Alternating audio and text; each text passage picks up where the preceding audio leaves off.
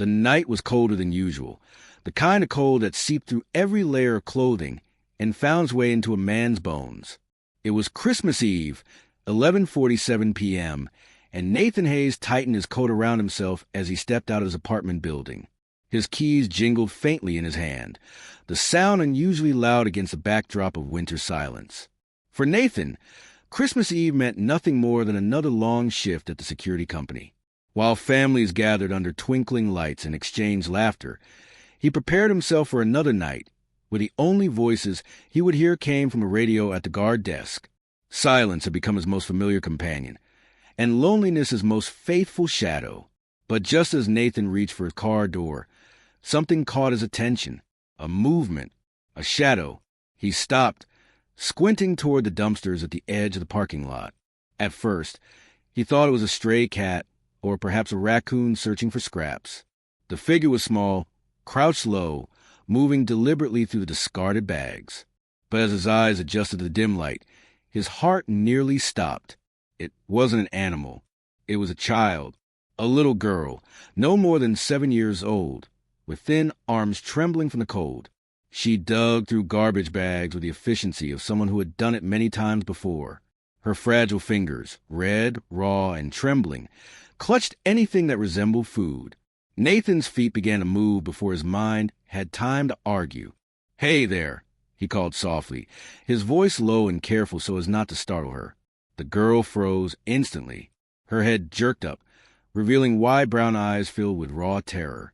She clutched a half-eaten sandwich to her chest, as if it were a treasure she might have to defend. Nathan stopped a few paces away, lifting one hand in reassurance. "It's okay," he said gently. "I'm not going to hurt you." The little girl didn't speak. She simply watched him with the weariness of someone far older than her years. Her jacket, once purple, was now so tattered and oversized it nearly swallowed her small frame. Tangled strands of dark hair framed cheeks that were far too pale for a child. "What's your name, sweetheart?" Nathan asked softly. For a long moment, there was only silence. Then, in a whisper so faint it was almost lost in the winter wind, she answered, "Melody."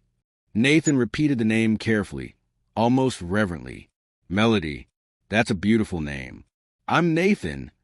He lowered himself to her level, his breath fogging in the icy air. "Are you looking for something specific?"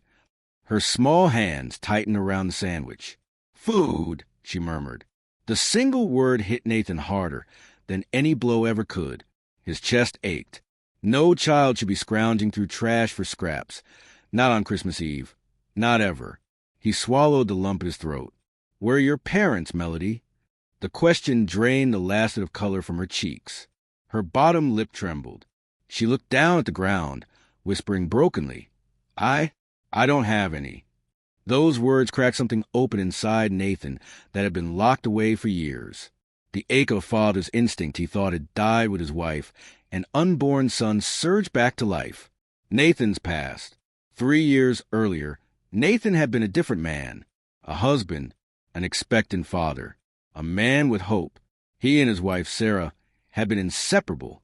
Sarah had a smile that could light up the darkest day, and a laugh that filled every corner of their small apartment with joy. They were preparing for their first child together. He remembered painting the nursery a soft yellow, because they wanted to be surprised by the baby's gender. Every night Sarah would place his hand on her growing belly, and they would dream about names, about futures, about the life they were building. But joy had turned to devastation in a single day. On a rainy Thursday morning in March, Sarah had gone into labor. Nathan rushed her to the hospital, his heart racing with nervous excitement. Hours later, a doctor walked out of the delivery room with eyes full of sorrow and words Nathan would never forget. "Complications, rare, unexpected. We did everything we could." In less than an hour, Nathan had lost both Sarah and their unborn son, David. The man who left that hospital was not the same man who had entered it. Nathan became a ghost, drifting through life without purpose. He moved into a smaller apartment, chose a job that required little interaction, and built walls around his broken heart so high that nothing could climb over them. He convinced himself he was fine, that survival was enough, that he didn't need anyone.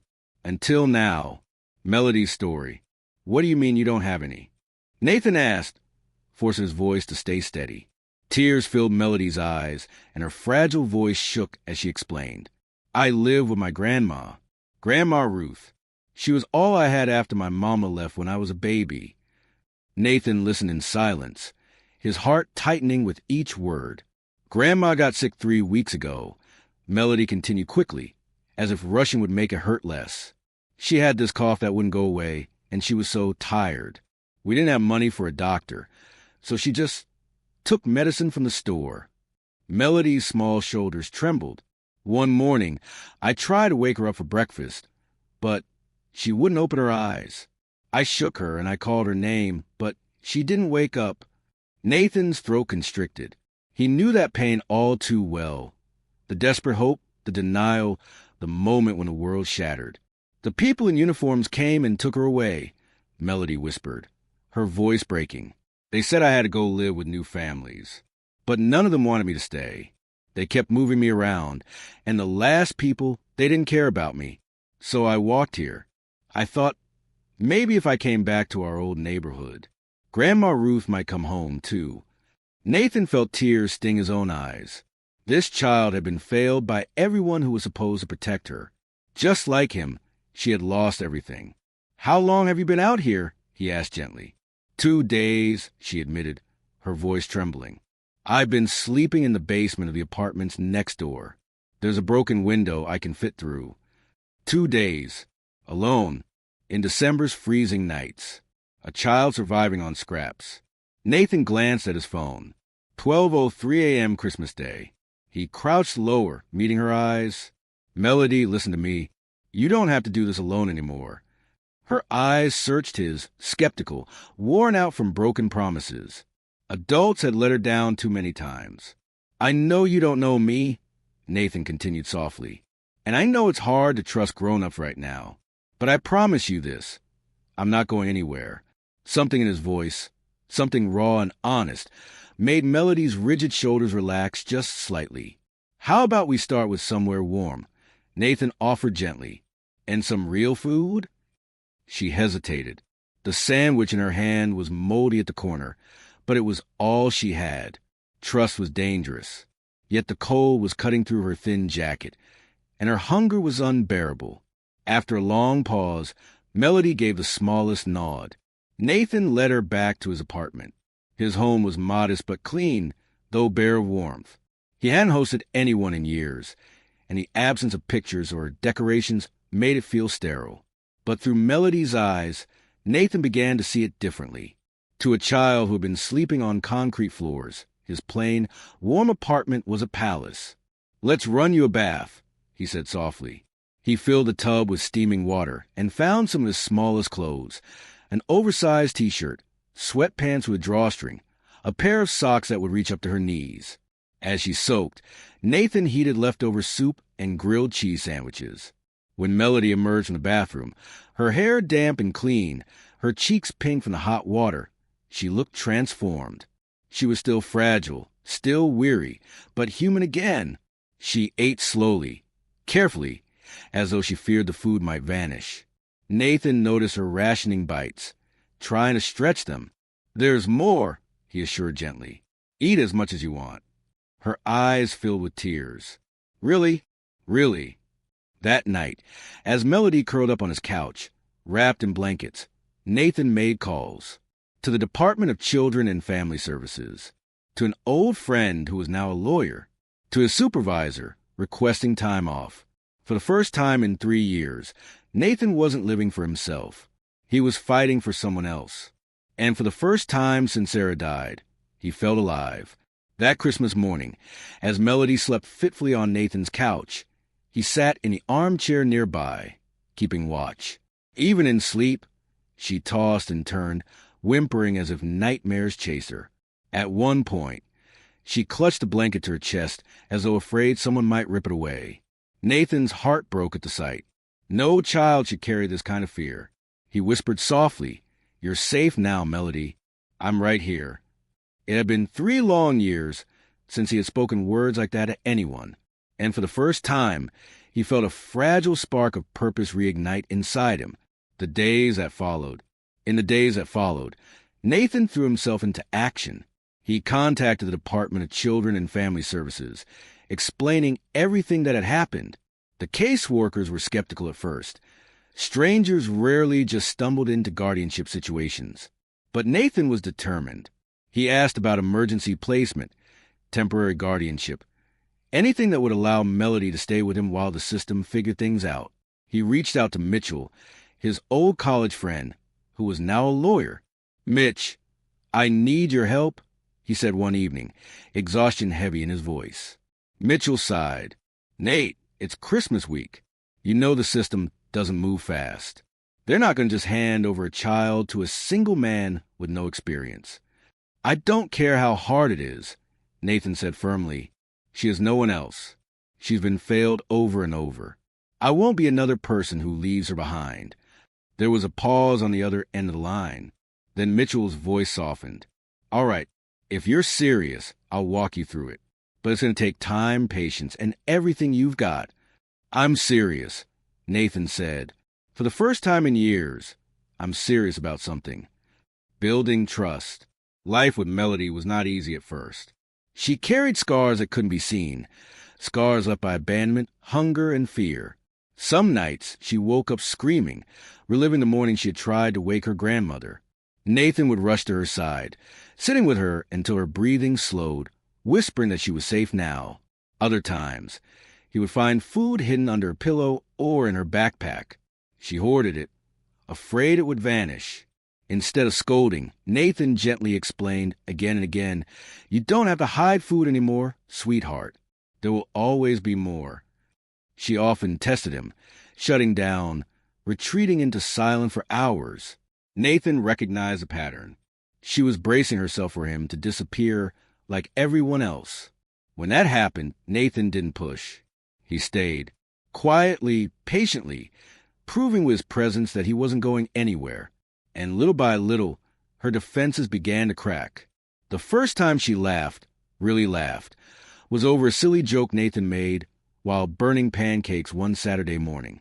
The sound startled him, and then warmed him more than he thought possible. The first time she brought home an A+ on a math assignment, her face glowed with pride as she showed him. Nathan hung the paper on the fridge as though it were a priceless work of art. And the first time she called him Dad, quietly, tentatively, as if testing whether the word would break him, Nathan had to excuse himself to the bathroom to cry tears of gratitude, facing his own healing. As part of the guardianship process, Nathan attended therapy sessions with Dr. Richards, the court-appointed counselor. At first, he was resistant. Talking about his pain was something he had avoided for years. But caring for Melody forced him to face the shadows he had been hiding from. "Have you ever felt like you were meant to meet someone?" Nathan asked Dr. Richards one afternoon, 6 months after that Christmas Eve. "What makes you feel that way?" she asked gently. He thought carefully. "Before I found Melody, I wasn't living. I was existing. After Sarah died, I thought my chance of being a father died with her and our son.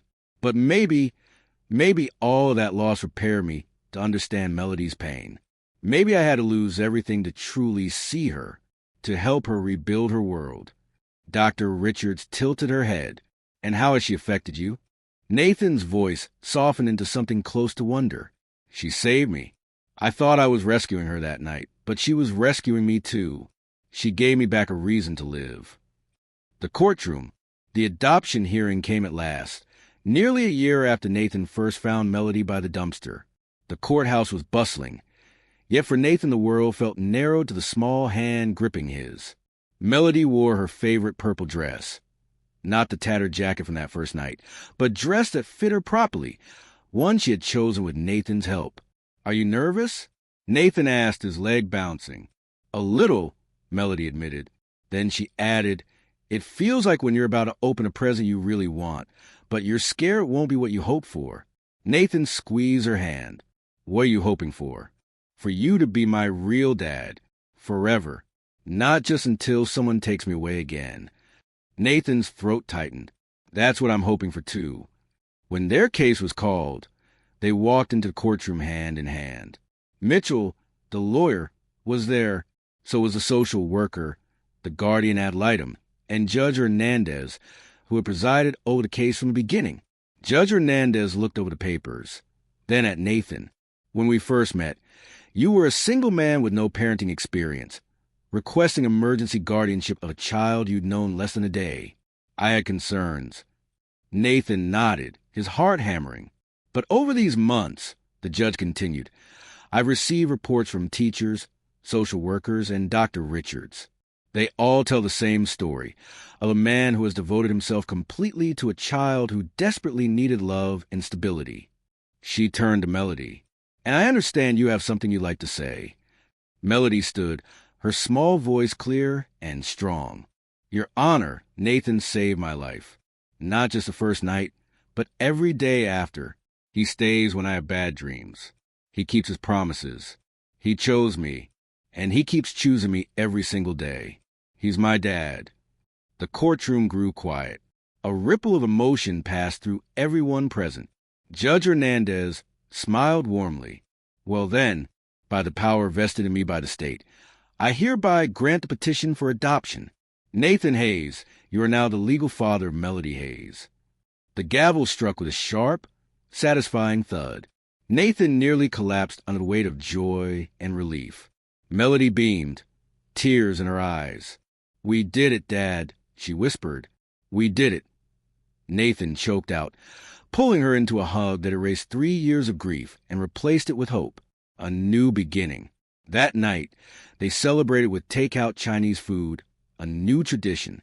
Melody presented Nathan with something she had made in art therapy, a drawing of 2 figures holding hands in front of a house. Across the top, she had written in careful letters, My family. This is us, she said shyly. Is that okay? Nathan's throat closed. Sweetheart, it's perfect. He hung it proudly on the refrigerator.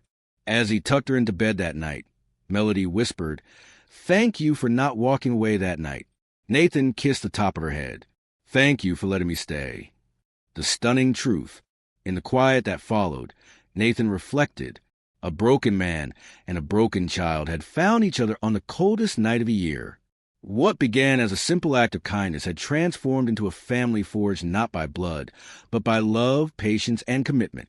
Nathan had thought he was saving Melody that Christmas Eve, but the truth stunned him more than anything. She had saved him, too. Sometimes the family you need most is the one you never saw coming. And sometimes the greatest Christmas gift isn't wrapped in shiny paper. It's wrapped in a tattered purple jacket, holding on to hope, waiting for someone to choose them. Nathan chose, and he stayed. And it made all the difference.